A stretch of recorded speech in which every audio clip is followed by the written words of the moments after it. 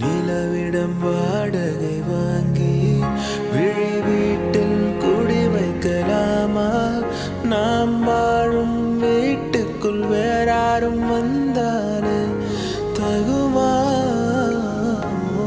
தேன்மலை தேக்குக்கு நீதான் உந்தன் தோள்களில் இடம் தரலாமா?